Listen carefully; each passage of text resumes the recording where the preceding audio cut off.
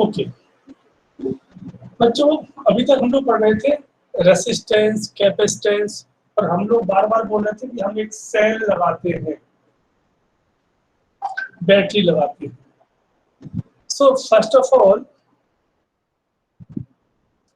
Today we will differentiate two word, cell, the second word battery.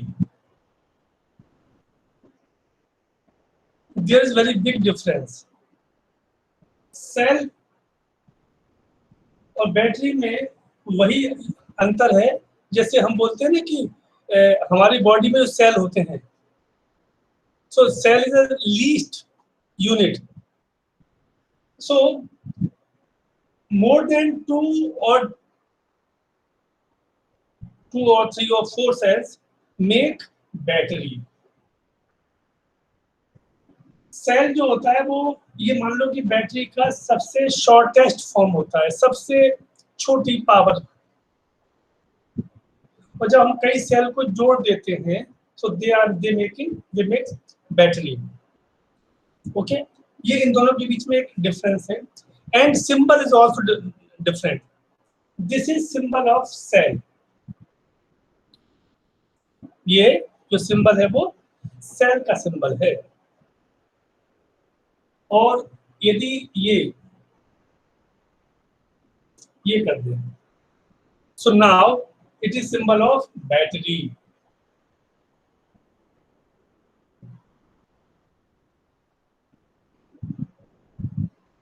ठीक, ये battery हो गई. तो जब सिंगल होगा ये पॉजिटिव या नेगेटिव होता है, पर हमेशा ऐसे जोड़ते हैं, एक पॉजिटिव एक नेगेटिव, एक पॉजिटिव जुड़ते जाएंगे. जब आप में दो से ज्यादा लगा दोगे तो ये सिंबल जो है बैटरी का बन जाएगा. और ये है तो वो सिंबल किसका हो गया? ये सिंबल हो गया आपका सेल का. So now the question in simple way, what is cell? यदि मैं आपसे पूछना चाहूं ये सेल या बैटरी होती क्या है, कोई मुझे बताओ. क्यों बेटा, कोई मुझे बताएगा कि सेल क्या होता होगा आपके हिसाब से?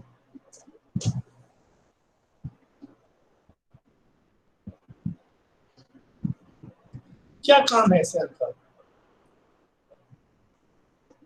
सर जो करंट प्रोवाइड करे. यस, क्या करंट प्रोवाइड करे. चलो ठीक है. और कोई?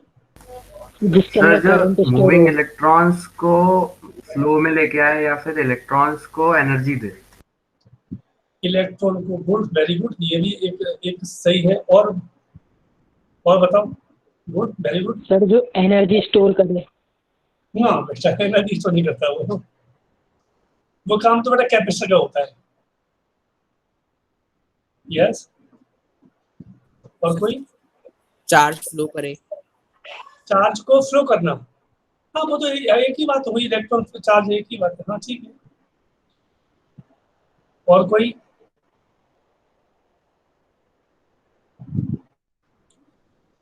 चलो बेटा समझो, आपने जो कहा है वो ऑलमोस्ट सही कहा है.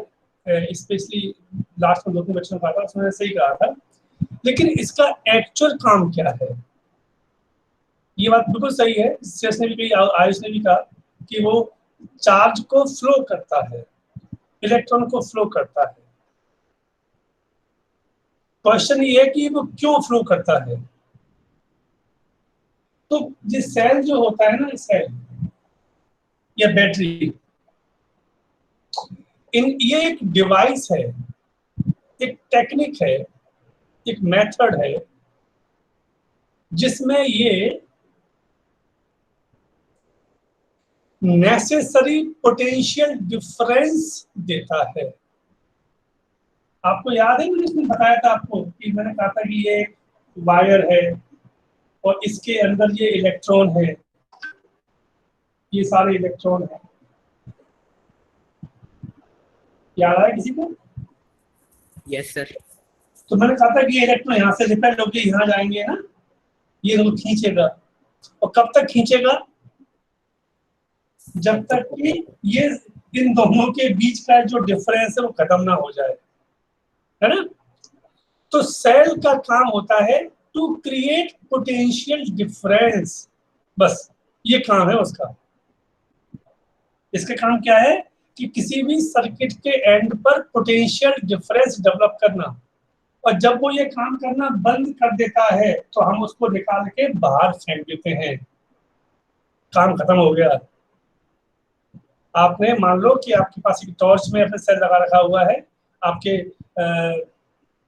किसी भी रिमोट में आपका सेल लगा हुआ है, घड़ी में सेल लगा होता है, तो आप देखते हो कि बाद में रिमोट काम करना कम कर दिया, घड़ी नहीं चल पा रही है, तो क्या करते हैं हम उसको निकाल के बाहर।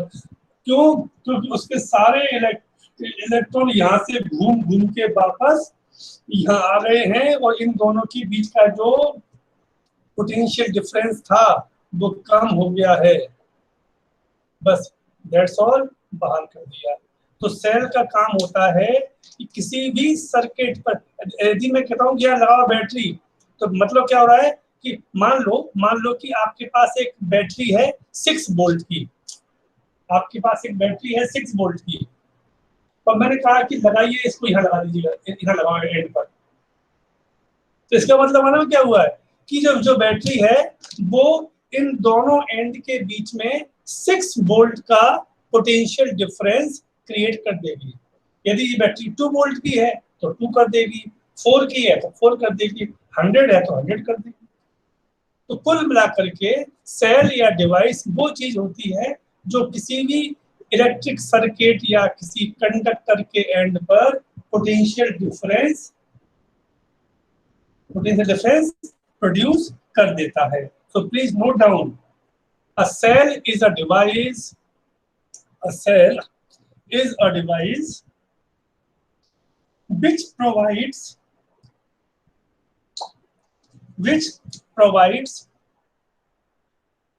the necessary potential difference, which provides the necessary potential difference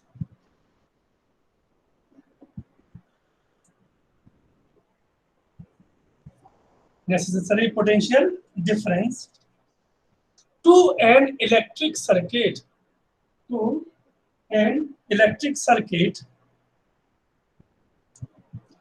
to maintain a continuous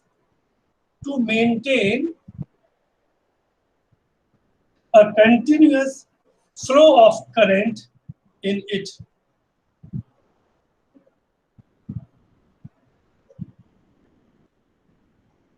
And its symbol is, pictorial symbol is this. Its pictorial symbol is ये बना दो सर एक और बार से करंट के पहले से रिपीट कर दीजिए। मैं फिर से बोल दूं, कोई दिक्कत नहीं बेटा। A cell is a device which provides the necessary potential difference to an electric circuit to maintain a continuous flow of current in it. ये वो है जिससे कि लगातार कंटिन्यूअस यदि करंट फ्लो हो रहा है तो ठीक है, जहां बंद हो गया हम बोलेंगे कि सेल खराब हो गया। अब बेटा इसमें हमें 3 वर्ड आएंगे। पहला वर्ड है उसे हम बोलते हैं इलेक्ट्रो मोटिव फोर्स।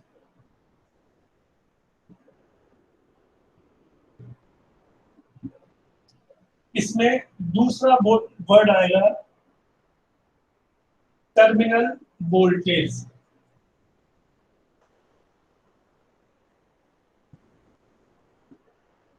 और तीसरा वर्ड तुमको पता ही है, उसे हम बोलते हैं पोटेंशियल डिफरेंस। प्यारे बच्चों ध्यान देना, ये तीनों एक ही कास्ट के हैं, ये एक ही फैमिली को बिलोंग करते हैं, थोड़ा थोड़ा अंतर है। इसका मतलब क्या हुआ, इन तीनों की यूनिट सेम होती है, दैट इज वोल्ट। क्या होती है? वोल्ट। ये ऐसे लग रहा होगा कि इसको देख करके कि फोर्स है, it's not force, it is a type of potential difference. ये भी टाइप ऑफ पोटेंशियल डिफरेंस, और पोटेंशियल डिफरेंस तो होता ही पोटेंशियल डिफरेंस है। क्वेश्चन ये है क्या बच्चों, जस्ट अ मिनट, जस्ट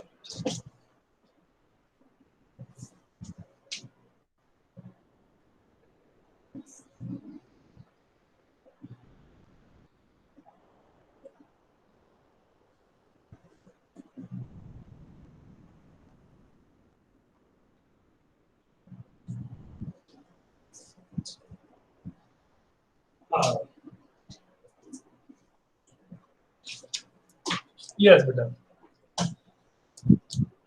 ये देखिए, ये आपको एक सेल दिखाई दे रहा है।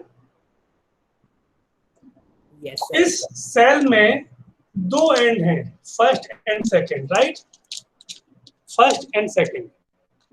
तो कोई आप मुझ में से ये बता पाएगा इसमें से कौन सा पॉजिटिव होता है, कौन सा नेगेटिव होता है सेल में?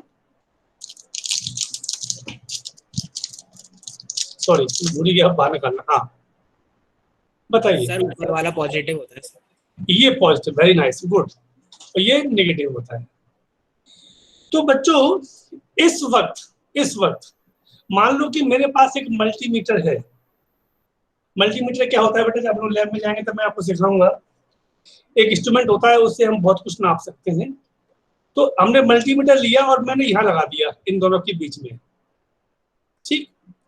तो इस मल्टीमीटर को लगाने पर जो उसकी रीडिंग आ रही है, मान लो वो 1.45 आ रही है, 1.45। सो दिस इज इलेक्ट्रोमोटिव फोर्स। इसे बोलते हैं ओपन सर्किट। फिजिक्स में दो वर्ड आएंगे, एक वर्ड होगा ओपन सर्किट और एक वर्ड होगा क्लोज सर्किट, लेकिन इनके मीनिंग उल्टे होंगे। क्लोज का मतलब होता है बंद, सामान्य भाषा में। ओपन मतलब खुला हुआ। लेकिन जब हम ये बोलेंगे कि सर्किट इज क्लोज्ड, इसका मतलब होगा करंट इज पासिंग। और जब हम ये बोलते हैं कि circuit is open, circuit is open मतलब करंट पास नहीं हो रहा है। यानी कि जब सर्किट ब्रेक होगा तब हम बोलेंगे ओपन, और जब सर्किट कंप्लीट होगा तो उसको हम बोलेंगे क्लोज। तो इस वक्त मान लो, इस वक्त आपने उस मल्टीमीटर को लगा दिया और चेक किया कि इसका कितना वोल्टेज आ रहा है, तो मालूम पड़ा कि 1.45 आ रहा है। मैंने यहाँ पे लिख दिया 1.45 वोल्ट। अब क्योंकि मेरे पास अवेलेबल नहीं है, मान लो कि अब आपने एक बल्ब लिया और इस बल्ब को यहां लगा दिया, तो क्या हो जाएगा बल्ब का, बताइए? सर, जलने लगेगा। जलेगा, सिंपल सी बात है। बस अब वो जल रहा है। अब उस वक्त आप फिर यहां पर लगाओ मल्टीमीटर इसी जगह पर, और फिर से नापो अब कितना वोल्टेज है। तो अब कितना आएगा,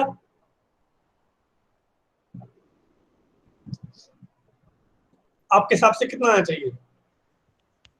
सर, जब कम हो जाएगा। तो ये यस, तो होता ये है बेटा, उस वक्त ये कम हो जाता है।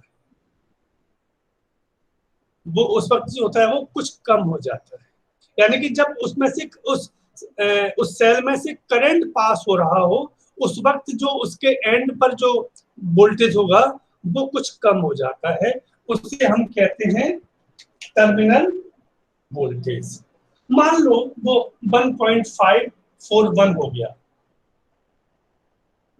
Okay, so now the question again, ये कम क्यों हो गया?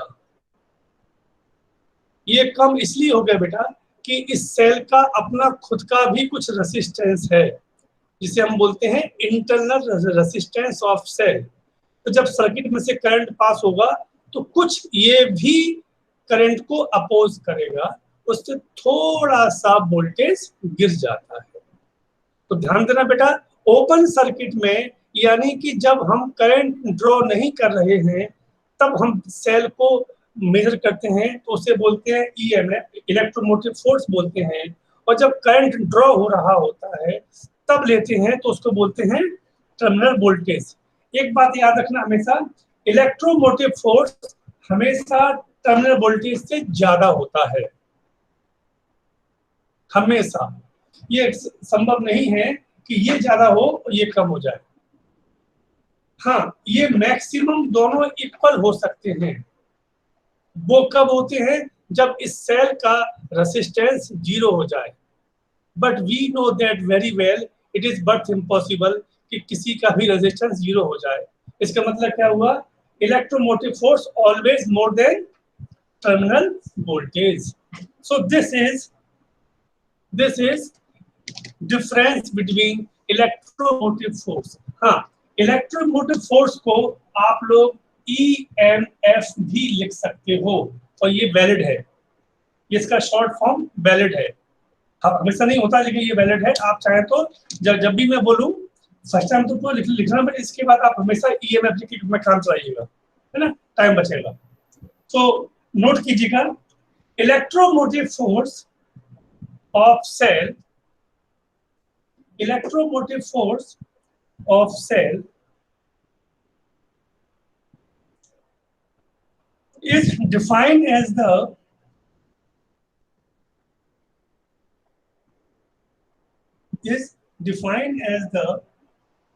potential difference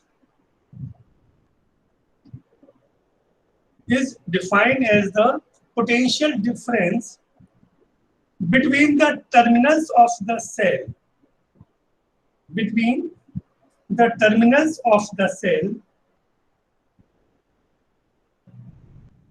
when no current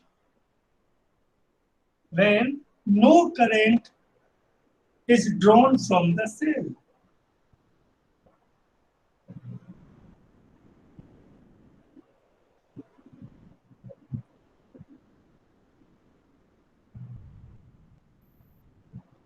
No current is drawn from the cell.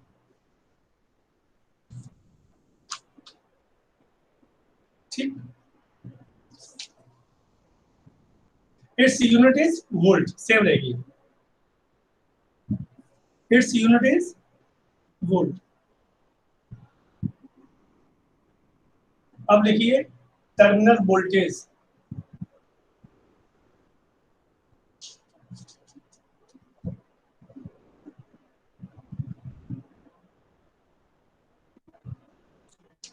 लिखिए इसमें terminal voltage is defined as the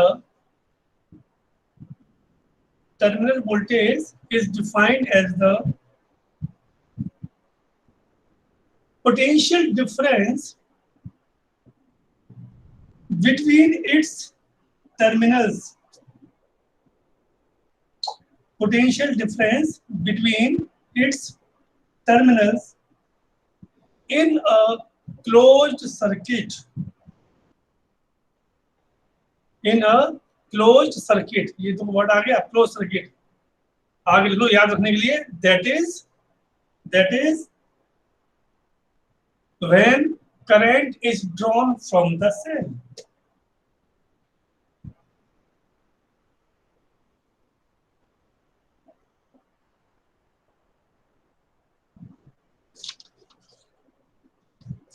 ठीक, its unit is also volt.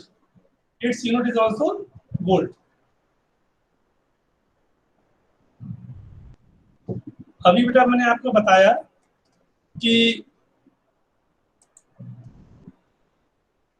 Electromotive force और terminal voltage के बीच में जो डिफरेंस है, it is only due to the resistance. कौन सा resistance? Internal.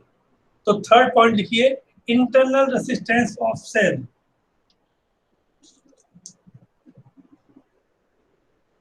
Internal resistance of a cell.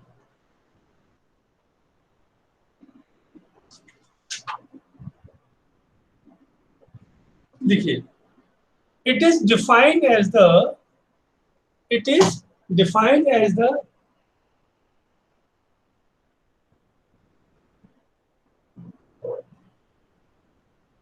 A position offered by the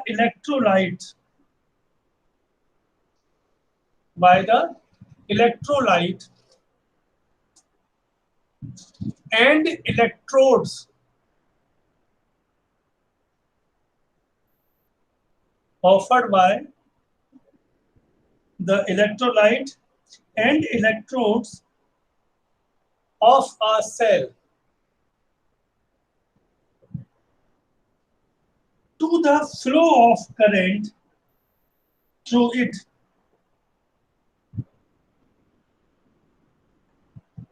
Of a cell to the flow of current through it. It is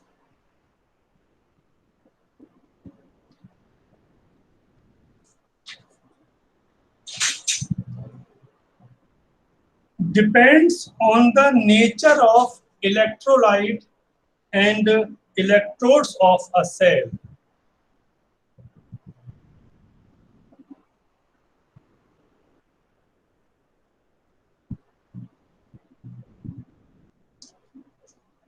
And its SI unit is ohm. इसकी unit ओम ही होती है. समझ लो in short इसका meaning क्या है. मान लो ये एक सेल है, इसमें 2 इलेक्ट्रोड होंगे. मान लो ये नेगेटिव है, ये पॉजिटिव है, और इसके अंदर आपने ये लिक्विड भरा हुआ है जिसे हम कहते हैं इलेक्ट्रोलाइट. जब आप इसको जोड़ोगे किसी भी सर्किट से, तो इसके अंदर जो आयंस मूव करेंगे वो यहां से चल के यहां तक आएंगे, यहां से चल के यहां तक आएंगे.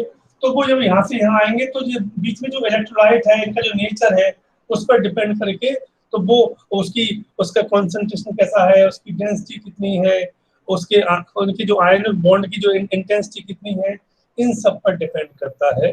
ठीक है, इसलिए इंटरनल रेजिस्टेंस. हाँ, वन थिंग रिमेंबर बेटा, कंडक्टर में करंट पास होता है in the form of electrons, लेकिन इलेक्ट्रोलाइट में करंट पास होता है in the form of ion.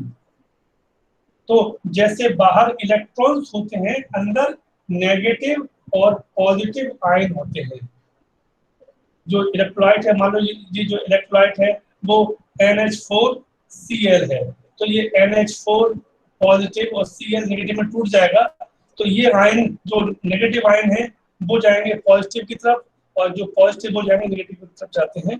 तो इनकी वजह से करंट पास होता है. तो इसे हम तो चूंकि ये सब है तो इसलिए इससे होता है इंटरनल रेजिस्टेंस होता है. ओके, अब जाहिर है कि मैंने आपसे कहा कि इलेक्ट्रोमोटिव फोर्स, टर्मिनल वोल्टेज, इन दोनों के बीच में R है, यानी कि इंटरनल रेजिस्टेंस है. तो 100% इनके बीच में कोई ना कोई रिश्ता जरूर होगा. तो हम लोग निकालेंगे कि ये रिश्ता क्या कहलाता है. ठीक है, तो आपका हेडिंग होगा relation between EMF, terminal voltage and internal resistance.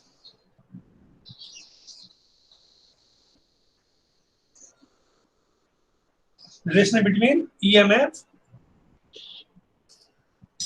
terminal voltage and internal resistance. देखो बच्चों, अब यहाँ पर 2 सर्किट बनेंगे पैरेलल से, ध्यान देना.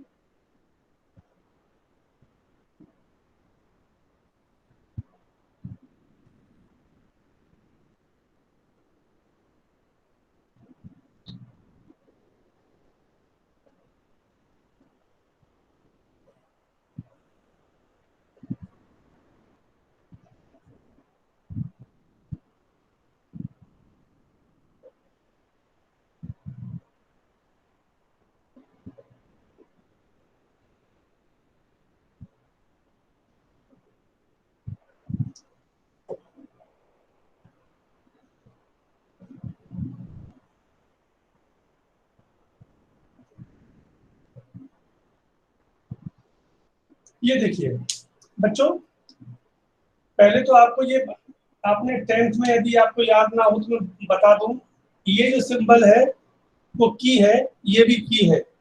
जब बीच में कुछ नहीं होता है तो इसका मतलब होता है कि वो ओपन की है।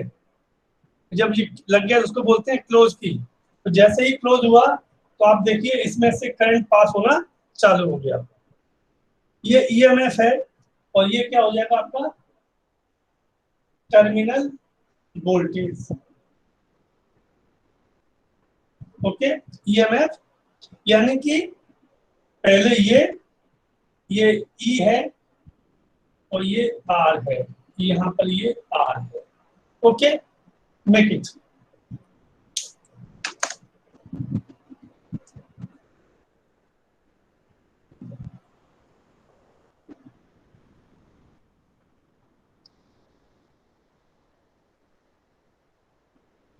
बेटा बन जाए तो बेटा मुझे बोल देना, कोई भी बच्चा।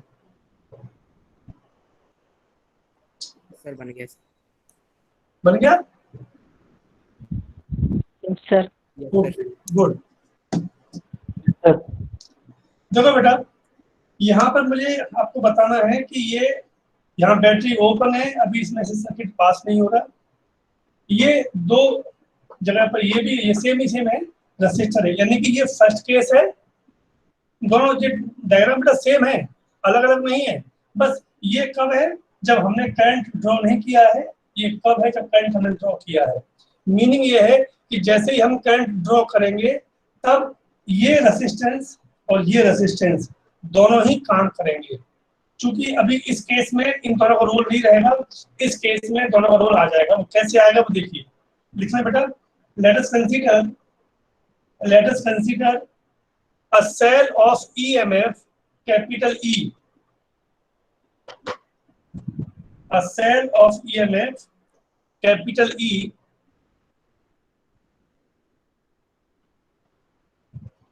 and internal resistance small r। ये हमेशा ये बैटरी के बगल से बनता है, इसका रूल है, ये फिक्स है कि बैटरी के बगल से बनता है हमेशा। Internal resistance capital R, small r, connected to an external resistance capital R।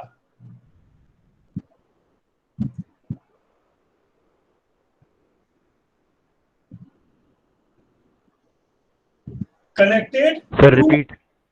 हाँ यस बेटा, कोई दिक्कत नहीं है। Let us consider a cell of EMF capital E and internal resistance small r connected to an external resistance capital R through a key K in given figure। इस resistance को, इस battery को इससे जोड़ा गया है with the help of this की।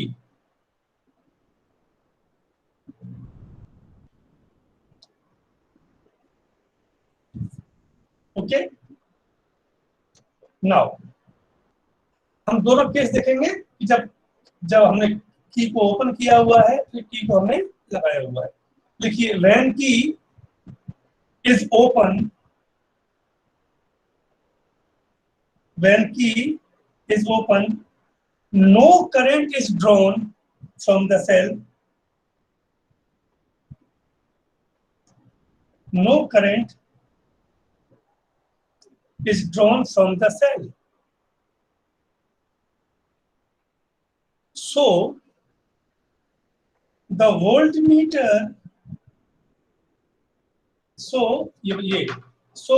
the voltmeter connected across the cell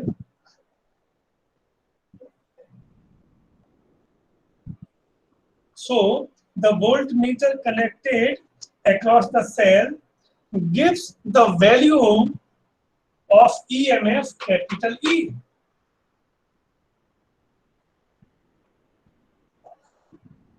ठीक, अब क्या हुआ, अब हम की को लगाएंगे। नाउ की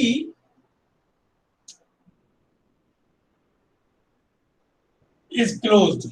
अब इस की को आपने लगा दिया, क्लोज कर दिया। अब करंट ड्रॉ होगा, then current is drawn from the circuit, then current is drawn from the circuit, which is given by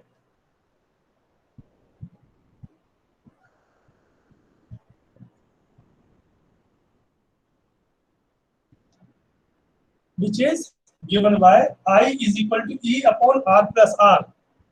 ध्यान देना बेटा,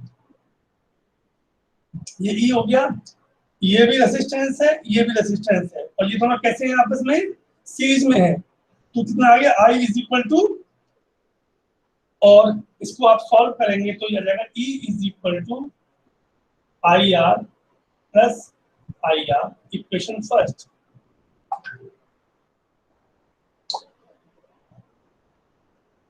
अब फिर लिखिए,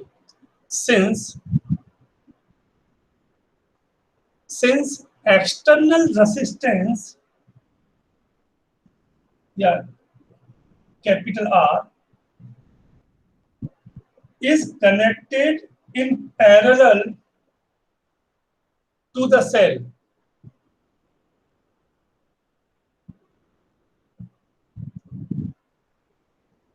so the terminal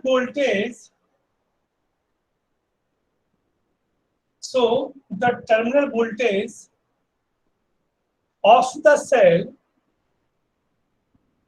is equal to the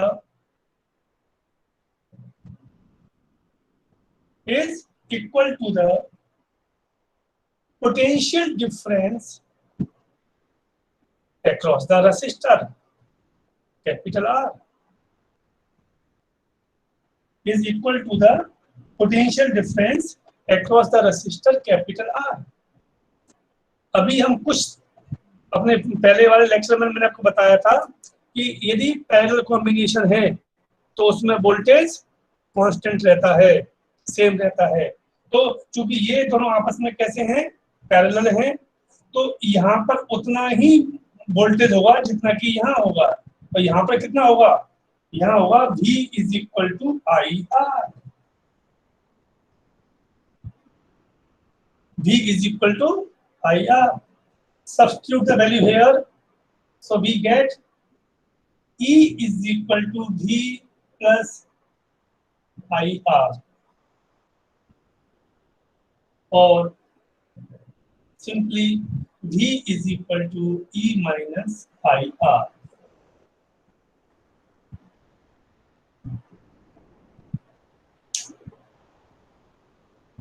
आप बच्चों देख सकते हो V और E केवल तभी इक्वल होंगे, इसकी दो शर्तें हैं, आइदर I0 और R0।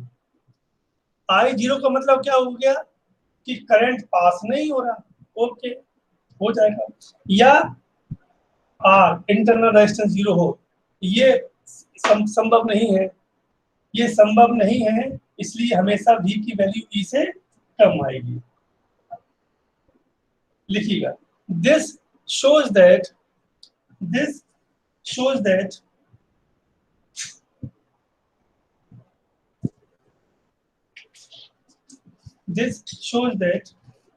the terminal voltage of the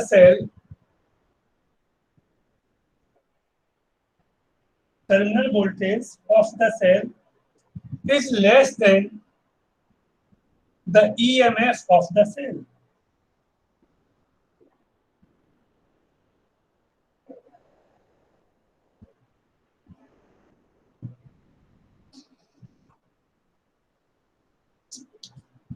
समझ में आ गया आपको कि ये कब होगा आगे।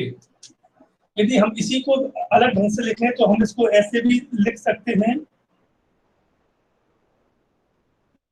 अब मुझे स्मॉल r की वैल्यू निकालनी है,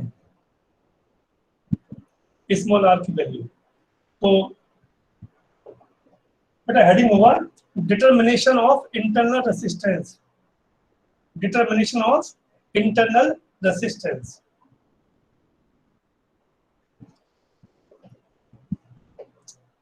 अगेन क्या रखोगे आप, वी नो दैट, ये लिख दो, वी नो दैट ये,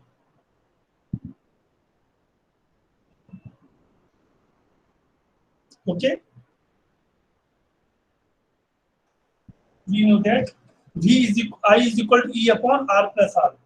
So ये V is equal to, ये दोनों लिख दिया, ये और ये, I की वैल्यू यहाँ रख दो, I तो E upon R plus R into R.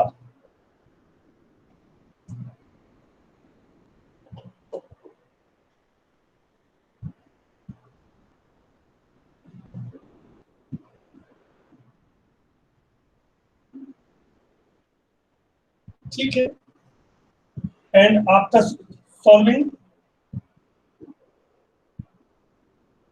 This small, आप चाहे उसका क्रॉस मल्टीप्लाई कर दीजिएगा, तो यहाँ से अपने को V R plus V R is equal to E R आ जाएगा,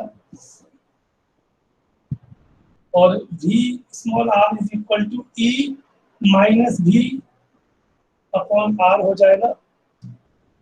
v को मल्टीप्लाई कर दो, डिवाइड कर दो, तो small r is equal to e upon v minus 1 into capital R।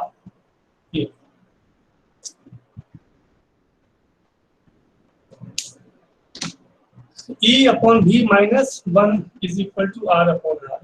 यहाँ से भी बेटा ये कंफर्म हो रहा है कि रेसिस्टेंस कभी भी नेगेटिव नहीं हो सकता, या तो जीरो होगा या फिर पॉजिटिव होगा, और ये पॉजिटिव तब हो सकता है जब हर हालत में E की वैल्यू V से ज्यादा हो, क्योंकि ये भी रेसिस्टेंस है तो ये भी संभव नहीं कि नेगेटिव हो जाए, तो E अपॉन V की वैल्यू को 1 से अधिक होना पड़ेगा। ये तभी पॉसिबल है जब E वैल्यू V से अधिक हो। मिनिमम कितना हो सकता है R की वैल्यू 0, ये तभी संभव है जब E is equal to V हो जाए। Okay, so this is the two relation between first and second, मैंने दोनों आपको बता दिए। ठीक, small r is equal to E upon V। Okay, जैसे बच्चों अभी हमने रेसिस्टेंस पढ़ा थे फिर उनको जोड़ा था, वैसे ही कल मींस नेक्स्ट क्लास में हम लोग सेल को ऐड करके बैटरी बनाएंगे। तो अब सेल को बैटरी कैसे बनाया जाता है, इसमें कुछ अलग अलग टॉपिक चलेंगे, मैं बताऊंगा आपको। तो बाकी चीज हम लोग सैटरडे को पढ़ने वाले हैं।